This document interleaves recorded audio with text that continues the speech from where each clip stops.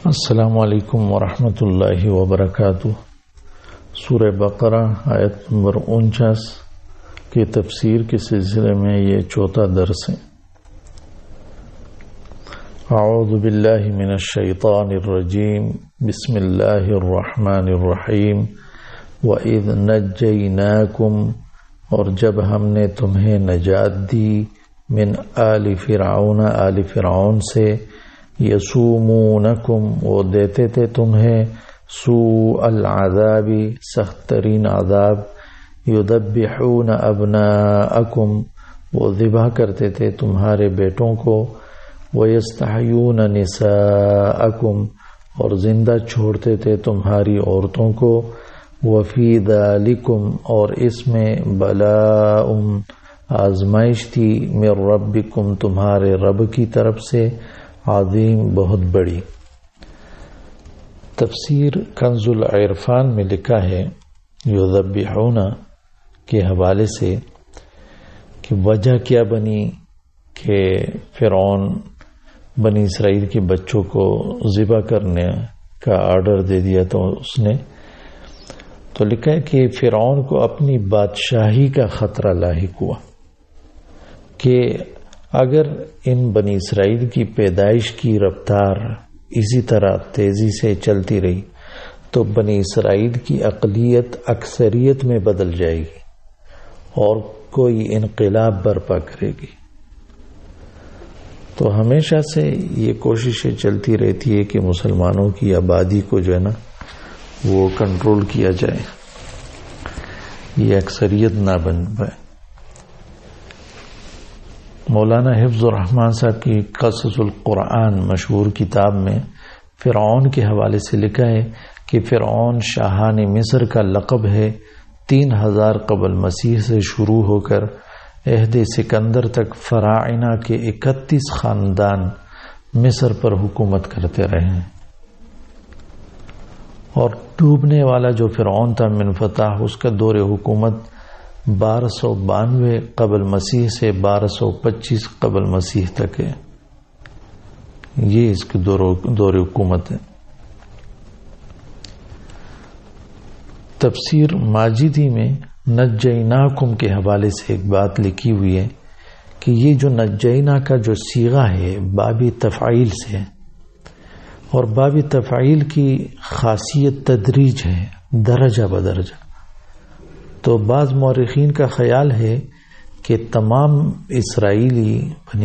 بنی اسرائیل مصر سے ایک ساتھ نہیں نکلے تھے، بلکہ بتدریج مختلف جماعتوں کی شکل میں، ٹولوں کی شکل میں نکلے تھے، اور ان کا سب سے بڑا اور آخری دستہ وہ تھا جو موسیٰ علیہ السلام کی قیادت میں روانہ ہوا اور راہ بھٹک کر سمندر پار ہوا۔ پھر یعنی اس کا مقصد یہ ہے کہ یہ جو بنی اسرائیل آخر میں موسیٰ علیہ السلام کے ساتھ نکلے تو ان کا مصر سے نکلنا یہ پہلی بار یہ نہیں تھا کہ صرف یہی لوگ نکلے، اس سے پہلے بھی مختلف اوقات میں لوگ ہجرتیں کرتے تھے اور یہاں سے نکلنے کی کوششوں میں لگے رہتے تھے۔ بلا ان کے حوالے سے تفسیر کبیر صفحہ نمبر 517 میں ہے، نعمت اور مصیبت دونوں معنوں میں بلاؤن استعمال ہوتا ہے، تو یہ نعمت شدیدہ کے لیے بھی کہا جاتا ہے، بہت زیادہ بڑی نعمت کے بارے میں بھی بلاؤن وہ کہا جاتا ہے۔ تفسیر ضیاء القرآن پیر کرم شاہ کی، اس میں بلاؤن کے حوالے سے لکھا ہے، مصیبت میں صبر و ثبات کی آزمائش ہے، اور نعمت میں شکر کی آزمائش ہے۔ یعنی آزمائش ہے، بلاؤن آزمائش ہے، مصیبتوں میں بھی آزمائش ہے کہ بندہ صبر کرتا ہے کہ نہیں، نعمتوں میں بھی آزمائش ہے کہ شکر کرتا ہے کہ نہیں۔ وفی ذالکم کا مشار الیہ، یہ دونوں چیزیں ہیں، یعنی قتل اولاد کی جو مصیبت ہے اس میں بھی آزمائش تھی، اور نجیناکم جو تمہیں نجات دی اس نعمت میں بھی آزمائش تھی۔ پوری زندگی آزمائش ہی ہے، وَنَبْلُوكُمْ بِالشَّرِّ وَالْخَيْرِ فتنہ۔ تفسیر طبری میں نجیناکم کے حوالے سے ایک بات لکھی ہے کہ یہ وَإِذْ نجیناکم عاطف ہے یا بنی اسرائیل اذکروا نعمتی اس پر، یعنی یاد کرو میری نعمتیں اور یاد کرو میرا انعام تمہارے اوپر جب میں نے تمہیں نجات دی۔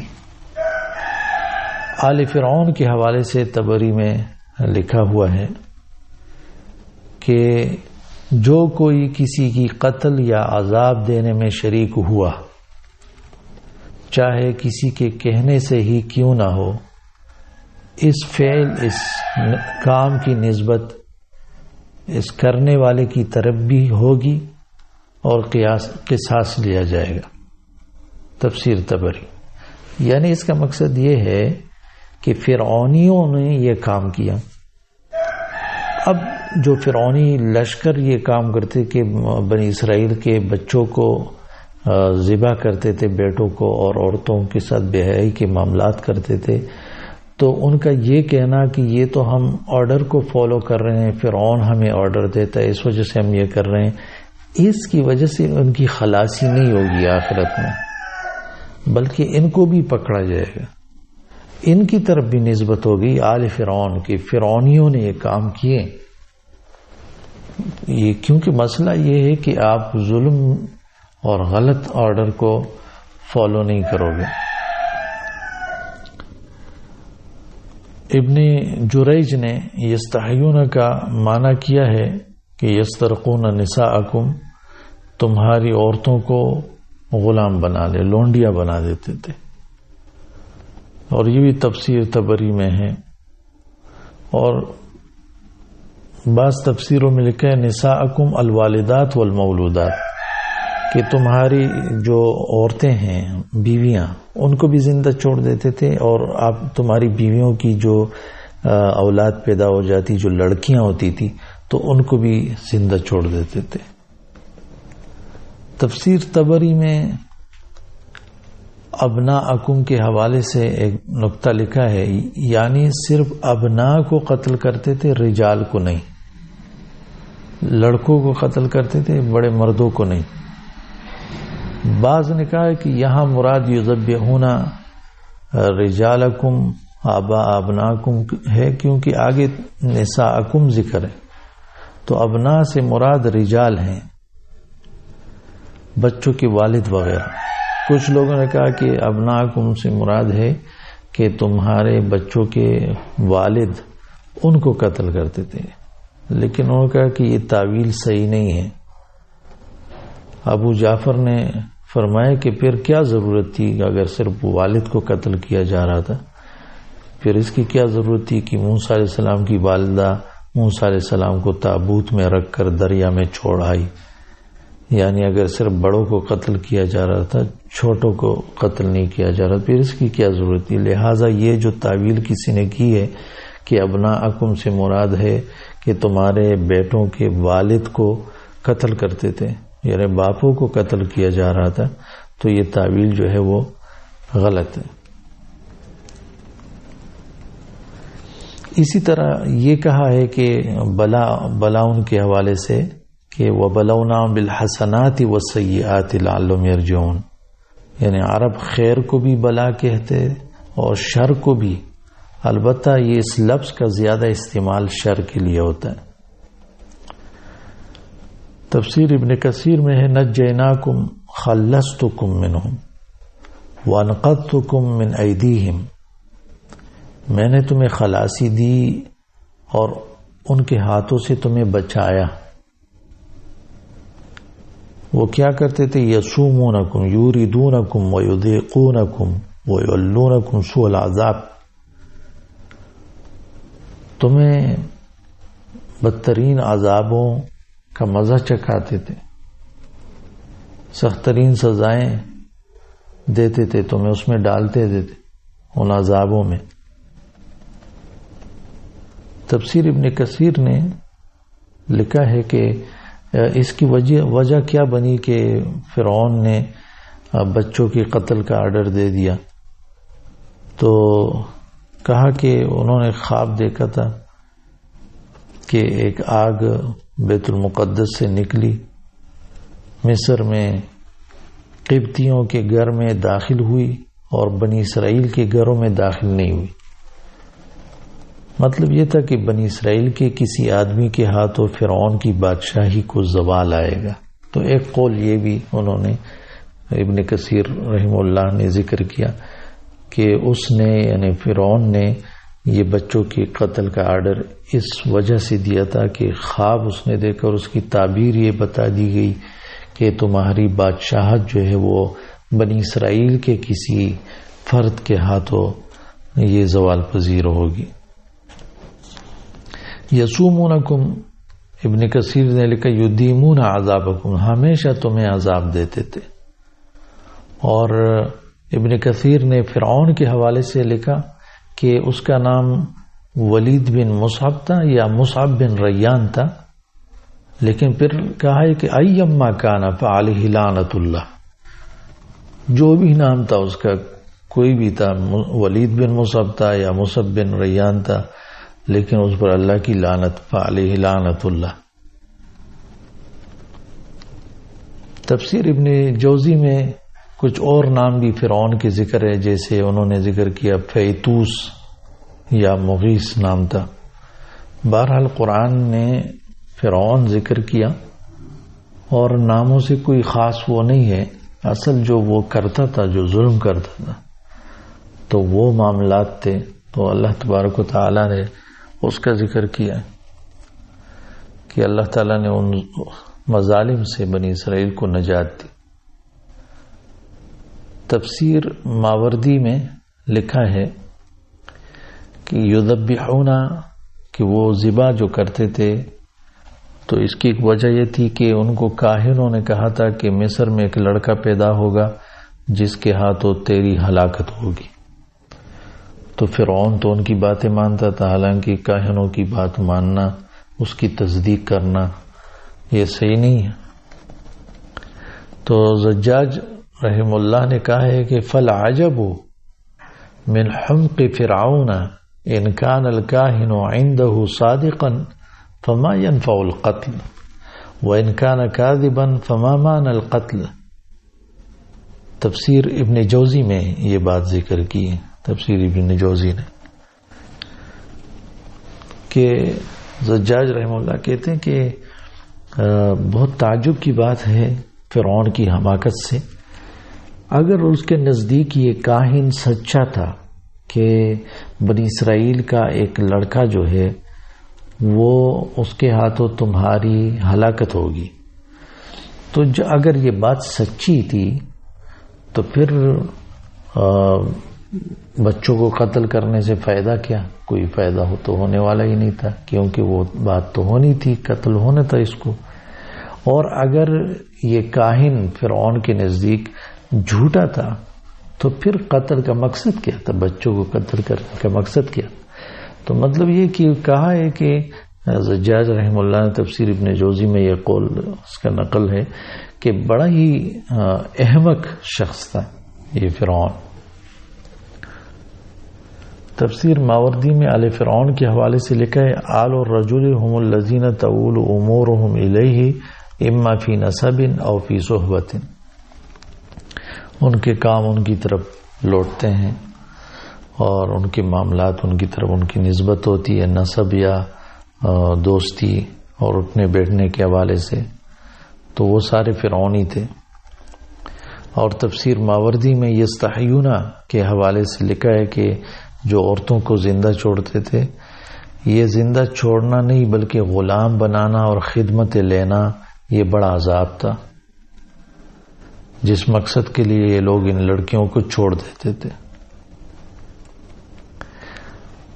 تفسیر ابن قیم رحم اللہ میں انہوں نے لکھا ہے وَإِذْ نَجَّيْنَاكُمْ، واو عطف ہے اس کے عامل کے ذکر کے بغیر، کیونکہ کلام نعمتوں کے تعداد اور اقاصیص کے تکرار کے ساتھ ہے تو واو عاطفہ کے ساتھ اشارہ کیا گیا ہے، گویا کہ یہ مذکور ہے لفظ میں مخاطب کے علم میں مراد کے ہونے کی وجہ سے، تو واو زائدہ نہیں ہے۔ تو انہوں نے ایک یہ نقطہ بھی ذکر کیے. بعض باتیں بلاغت وغیرہ کے حوالے سے بھی شامل ہو جاتی ہے. تفسیر سمعانی میں لکھا ہے نجیناکم کیا ہے؟ انجا هو الانقاذ من المکروہ، بری چیزوں سے انسان کو خلاصی مل جائے تو یہ نجیناکم ہے. اور تفسیر سمعانی نے ہی لکھا ہے کہ وہ تمہیں عذاب دیتے تھے یسومونکم، کبھی ایک طریقے سے، ومرتن ہاکذا، اور کبھی دوسرے طریقے سے.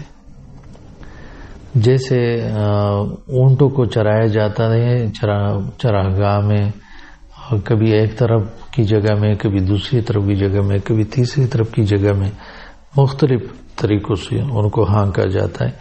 تو اسی طرح ان لوگوں کو طرح طرح کے عذاب وہ دیے جاتے تھے.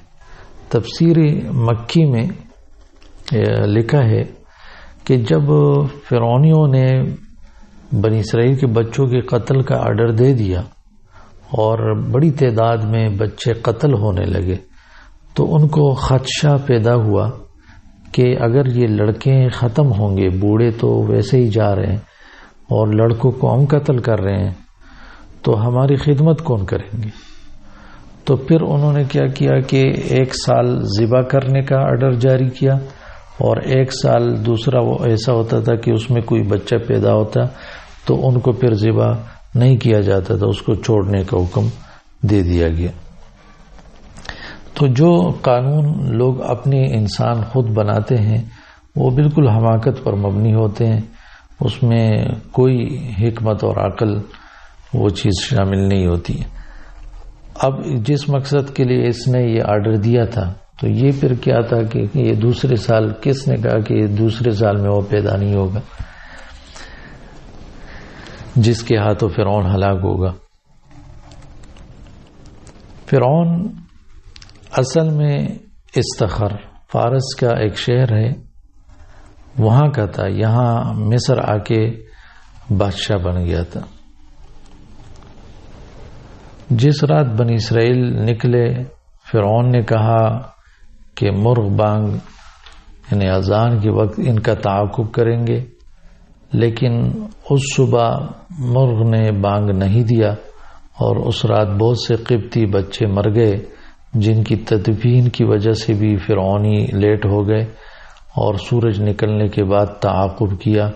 اسرائیلی 6 لاکھ تھے اور فرعونی 12 لاکھ تھے. یہ بات جو ہے تفسیر ثعالبی میں ذکر ہے. اچھا، نجیناکم، یہ نجات تو بہت پہلے بنی اسرائیلیوں کو ملی تھی، اور اب کہا جا رہا ہے کہ ہم نے تمہیں نجات دی. تو معاشر الآباء مفاخر الابناء، اصل میں یہ ہوتا ہے کہ والدین پر جو احسانات ہوتے ہیں، جو بڑے بڑے کام ان کے ہوتے ہیں، بچوں کے لیے فخر ہوتے ہیں نا وہ، تو اسی لیے ذکر کیا کہ تمہیں نجات ملی ہے.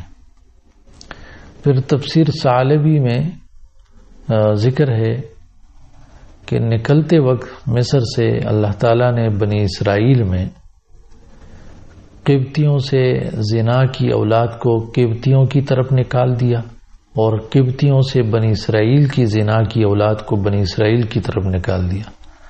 حتی رجع کل واحد منہم الی ابیہ، یہاں تک کہ ہر ایک اپنے اصل سے، اپنے اصل باپ سے مل گیا. اور ایک اور بات لکھی ہے کہ موسیٰ علیہ السلام نے ایک بڑھیا کی نشاندہی پر یوسف علیہ السلام کو قبر سے نکال دیا، ان کی لاش کو نکال دیا تاکہ انہیں ان کی وصیت کے مطابق شام لے جا کر دفن کر سکے. اور دریا میں راستے بننے کے حوالے سے لکھا ہے کہ دریا میں ہر خاندان کے لیے الگ راستہ، یعنی 12 راستے بن گئے، اور یہ 12 خاندان پانی کے آر پار ایک دوسرے کو دیکھ بھی رہے تھے اور سن بھی رہے تھے.